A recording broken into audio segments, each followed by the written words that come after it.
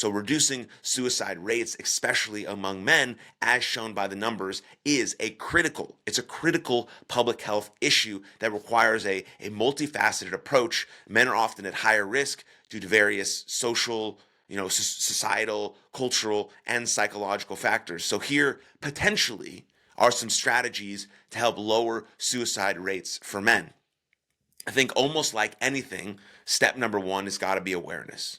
Awareness. I think making the public aware that suicide among men is actually a serious problem is step number one, because lots of people want to demonize men and blame men for all the problems ever and don't even want to accept the fact that this is a very real public health crisis. So in this situation, awareness is paramount. That's why the American Institute for Boys and Men is trying to bring awareness to these alarming stats. And we have to come to terms and accept the fact that this is happening, that our young men and our young boys need our help. So we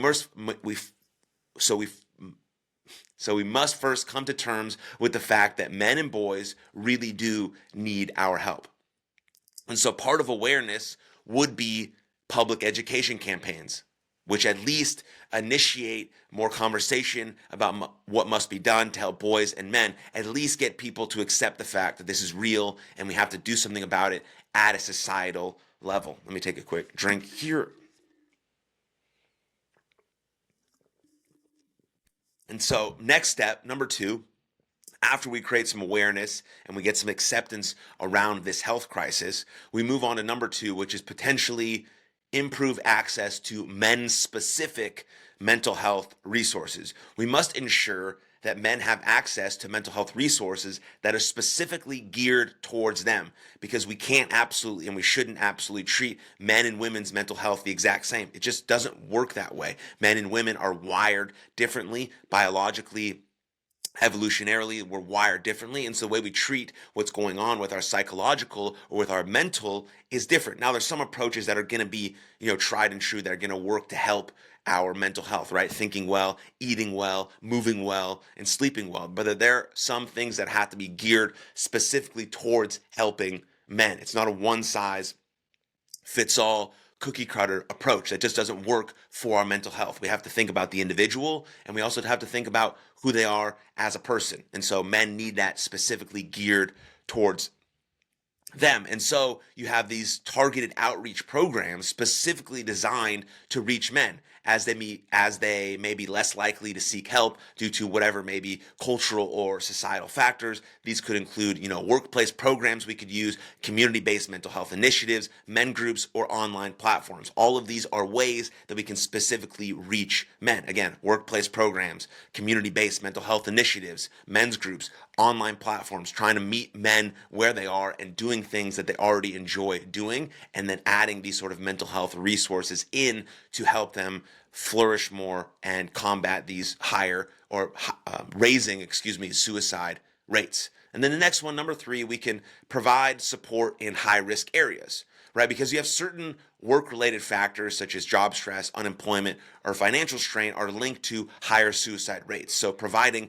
specific mental health support in the workplace would definitely help. And getting proactive about the workplace and what we can do about it to create community, to create conversation, to create things that help all people just take care of their well-being a little bit more proactively would definitely help. And then men in high-risk professions, which may include, construction, farming, or emergency services, are at greater risk as well. And so then tailoring even more those programs to fit those sort of workplace needs, maybe offering peer support or providing mental health training to supervisors can potentially help reduce risk. Like just saying, this is a problem, these people are at higher risk in these situations, how can we be proactive about it and get on top of the problem by potentially providing some training or having some groups or doing something together, community-based, or hanging out outside of the office to create better relationships, whatever it is to try and help reduce the risk, reduce the stress, and understand that this is a societal issue, and we need to help our young men and our boys flourish based on some of these practices to help them with their mental health. And so then you have number four after that is promote peer support and social connection. Promote peer support and social connection. So we have to encourage sort of male peer support networks. Basically, we have to encourage relationships. Strong relationships are everything when it comes to taking care of ourselves and living meaningful lives. So sometimes we just don't want to ask for help. We don't want to feel like a burden, or we feel like we can't even ask for help because it would make us look weak. So encouraging male peer support networks, or encouraging strong relationships, or hanging out with friends, or doing stuff together, or joining whatever sort of group or sports community, or going on a hike or a men's community is going to build those relationships. And through effort and through using our body, we're more likely to then open up to someone about, hey, I really need some help here. I'm super stressed here. I'm behind on these bills over here. Maybe how can I help, or how can you help, or I just need to get this off my chest and I know it's going to be okay and I just needed to tell someone. And those sorts of things are important when it comes to creating social connection and creating relationships and creating, these peer support networks, because men are often more willing sometimes to open up to their peers potentially rather than some professionals. That's why men's groups, role models, and communities are so important. That's why it is a societal issue that we can fix and can help participate in changing the stigma around this to help men flourish more, because men's groups, role models, communities, so important, right? Encouraging the creation of male support groups, whether online or in person, can provide a very powerful space for men to share their struggles, but more importantly, to do physical activities together that lead to open and honest conversations, right? That's really what it's about. Let's go for a hike. Let's camp. Let's play a sports game together. Let's do a hard workout. Then we could sit down, have a coffee, and start to open up and share, because we've already created this sort of connection. That's what support groups are really about. And then you're building bonds with other men who also might be struggling, and now you guys can uplift each other together, right? If you go to Connor Beaton or Man Talks, he does an amazing job at this on his channel with his videos, with all sorts of things. So if you're interested in a video like this, I would recommend going to check out some of his work as well. And then you go to number 5, which is implement early intervention and education. Implement early intervention and education. Mental health education in schools and colleges, right? Teaching mental health literacy from an early age can help young men recognize warning signs of mental distress in themselves and others. This is absolutely crucial. We must get proactive with our mental health. And this goes for pretty much everyone. Yes, this episode is specifically about men, but every single person on the planet can start getting proactive with their mental health. We have all this mental health awareness, and I know I talked about awareness at the top, and that's very important when it comes to these very specific issues, but it has to turn into mental health action. You have to actually do things specifically every day for your mental health so that you are mentally sound, mentally well, and mentally capable, and can handle the challenges and setbacks of life. And so that's why early intervention and education is extremely, extremely important. Getting it in early in middle school, high school, and colleges, teaching people the specific mental tools of thinking well, eating well, moving well, sleeping well, why that's important. What's confidence? What's self-esteem? What's how to handle rejection? How do I use my breath? What's my body language like? What's my self-talk? Do I need a visualization, imagery? How do I use my breathing to calm myself down? What are nerves? What's anxiety? How do I handle this thing when it doesn't go my way? What are some things that I can journal about? What are some tools that I can develop? What are all of these sets of skills, actual skills, not just this esoteric sort of invisible mental health thing that I should take care of? What are the actual skills, processes, plans, and daily actions that I can use to proactively every single day take care of my mental health? So again, when the hard thing happens, when the struggle happens, when the setback happens, when the challenge happens, we actually have a set of mental health tools or mental skills to help us combat that and overcome it a little bit more quickly than we would if we were just starting out and being reactive like most of us are when it comes to our mental health, especially here when talking about males and suicide. This is a reactive, process, because all of these men have already lost their lives. All of these men that we talked about in these stats have already lost their lives. So now it's time to put our foot down,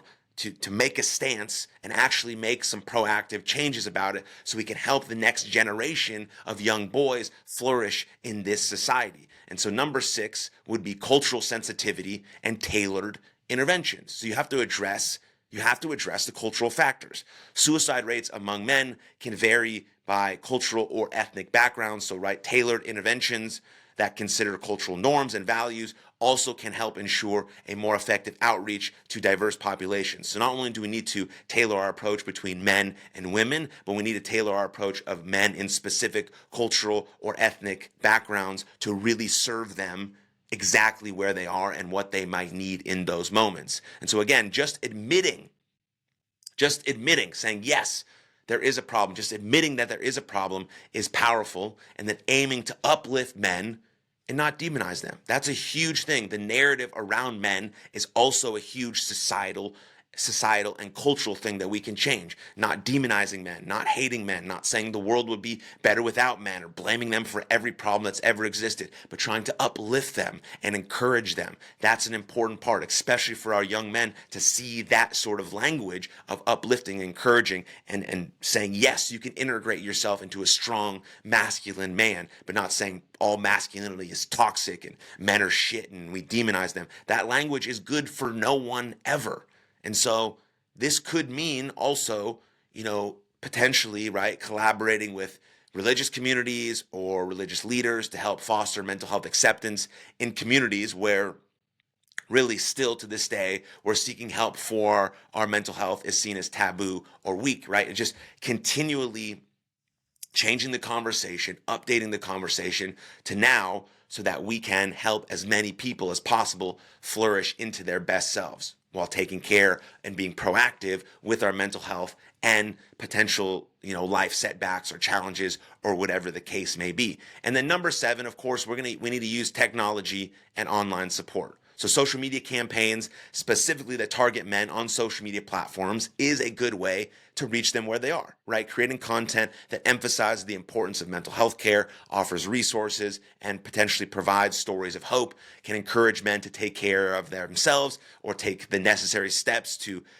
take care of themselves or get proactive about their mental health, or join a men's community centered around well-being, or join some sort of community that's about taking care of themselves, right? And because a lot of the stuff, again, on social media is this narrative that men are bad, we should demonize men, there's a lot of misandry and all these sorts of things. So let's change that. Let's change the narrative, let's change our language, let's use uplifting, encouraging language so that we encourage men to take care of themselves, to become the best versions of themselves, to integrate their masculine so they're healthy and they're strong masculine and they're additives to the world and they want to build things up and be their best selves. And we can use social media as that tool so that we can have them take the necessary steps to be proactive about their mental health, to be the best fathers and husbands and leaders that they can possibly be by joining, men's communities around wellness or fatherhood or healthy masculinity or whatever the case may be. All of these things are possible, but we have to encourage it in an uplifting way, not in a demonizing your shit type of way.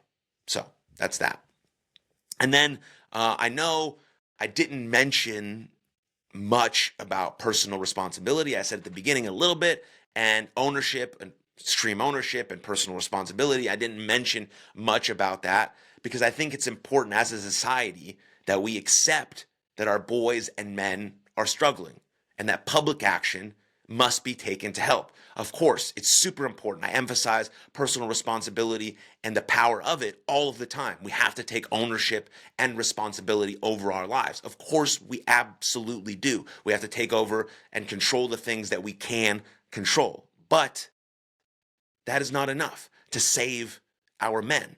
We need collective action from society, and on top of that, personal responsibility. And so I think that's important. Therefore, right, lowering these suicide rates among men requires this multi-pronged approach that involves challenging societal norms, improving access to mental health care, and providing targeted, specific support. It's about creating an environment where men do feel comfortable maybe seeking help or joining a community or talking about what they might be going through so that they can get help for that, or they can talk to a buddy or talk to a friend or go out and do stuff together. Whatever it is, right, where they have access to the resources that they might need and where they're supported by that from their communities. And so encouraging Change at the individual, societal, and institutional levels can and will help prevent suicide and save lives, because every single person plays a role in preventing suicide. Thank you very much for tuning in to that clip. If you enjoyed it, then you'll love the full-length episode right here. Click it. Go ahead.